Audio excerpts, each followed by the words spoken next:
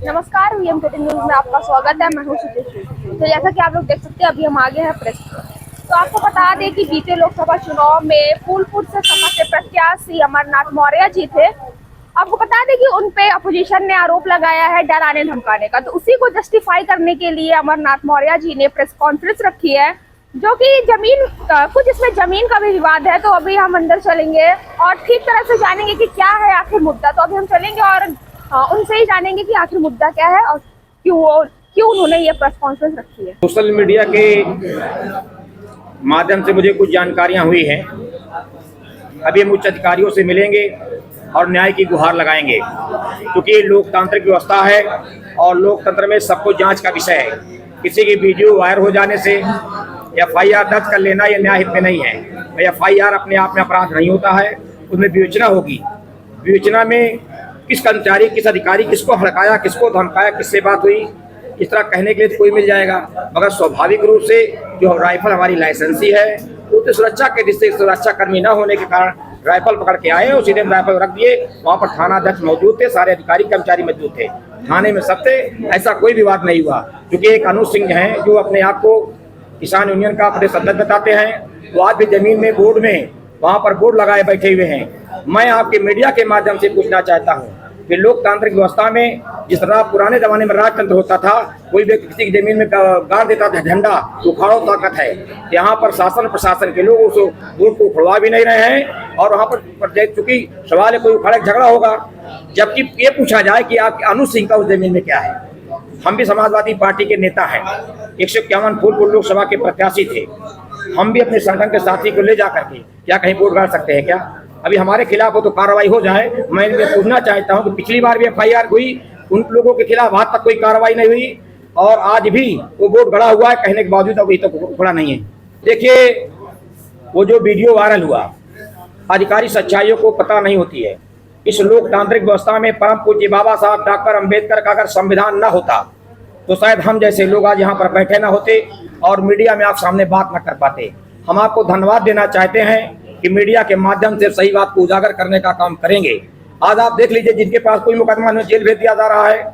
आज समाजवादी पार्टी के होने के नाते और मौर्य समाज में पैदा होने के नाते लोग मुझ पर कार्रवाइयां कर रहे हैं। यही नहीं, जब मुझे चुनाव गलत तरीके से हराया उसके बाद छोड़िए, उसके बाद से मेरी सुरक्षा व्यवस्था छीन ली गई। अब मैं अपना असलाह, मैंने उच्च अधिकारियों से बात की तो कहा हमें सुरक्षा व्यवस्था कैसे देते हैं, हम अपना असलाह लेके ना चले, हमारे साथ दुर्घटना हो जाए। और पूर्व में जब एफआईआर मेरे भतीजे ने किया, मेरे लोगों को मारा गया, इस पर कोई कार्रवाई नहीं हुई।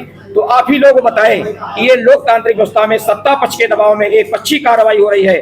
जब मुझ जैसे व्यक्ति की जमीन में कब्जा लग रहा है, आप चले जाइए शहर पश्चिमी विधानसभा क्षेत्र में, एक कुशवाहा परिवार की जमीन पर अनुज सिंह कई लोगों ने मिलकर कब्जा किया। आज का शहर पश्चिमी विधानसभा क्षेत्र में आए दिन लोगों को घर बुलडोजर चलाए जा रहे हैं, चाहे पालिका द्वारा हो, चाहे नगर महापालिका द्वारा हो, चाहे एरिया द्वारा, सबके ध्वस्तीकरण किए जा रहे हैं। तो मैं पूछना चाहता हूं, क्या ये कोई न्याय विधि है? आपने मेरी बात छोड़िए, अपराधी मैं हूं, मेरे घर वालों के साथ कार्रवाई हो रही है।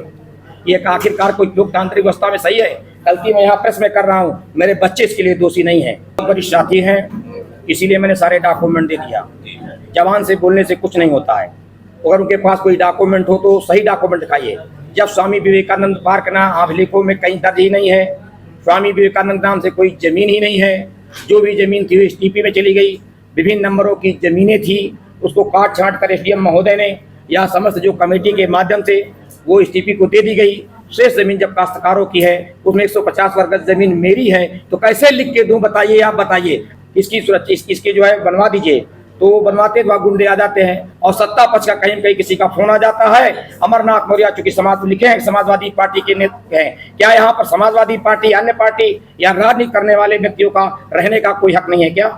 तो जैसा कि आपने देखा कि अमरनाथ मौर्य जी ने अपनी बात रखी है। उनका ये कहना है कि एक संजोग था कि उन्होंने अपनी सुरक्षा के लिए वो राइफल रखी हुई थी। जो सोशल मीडिया पे जो वीडियो क्लिप वायरल हुई है कि वो बंदूक लेकर लोगों को दौड़ा रहे हैं, पूरी तरीके से गलत। उन्होंने ये साबित किया है कि कुछ जमीन का विवाद था, कि उनकी जमीन थी जो कि 150 वर्ग जमीन है, उस पे नगर निगम के लोग कुछ गए थे और वहाँ पे तोड़फोड़ उन्होंने की और उनका जो ईट भी है वो भी वो उठा के लेके चले गए थे। तो ये नगर निगम गए, वहां से इनकी ईट भी वापस आई, लेकिन फिर कुछ देर में ही वहाँ पे फिर कुछ देर में ऑपोजिशन के या फिर उनके जो दुश्मनी जैसे कि ये सपा के नेता है तो उनके कुछ दुश्मन बन गए हैं, तो वो लोग उन जमीन पर कब्जा करने चाह रहे थे। तो इसी को वो देखने के लिए दौड़े और संजोगवश की उस दिन छुट्टी का दिन था, उनके जो बॉडीगार्ड है उनके जो सुरक्षा के लिए लोग हैं वो उस दिन छुट्टी पे थे, तो उनको खुद वो बंदूक लेके चलना पड़ा अपनी सुरक्षा के लिए। तो इसमें कोई वो बात नहीं है कि हाँ ये किसी को डराने धमकाने या फिर मारने के लिए वो बंदूक का इस्तेमाल कर रहे थे, ये सरासर झूठ है, उन्होंने अपने से बताया है।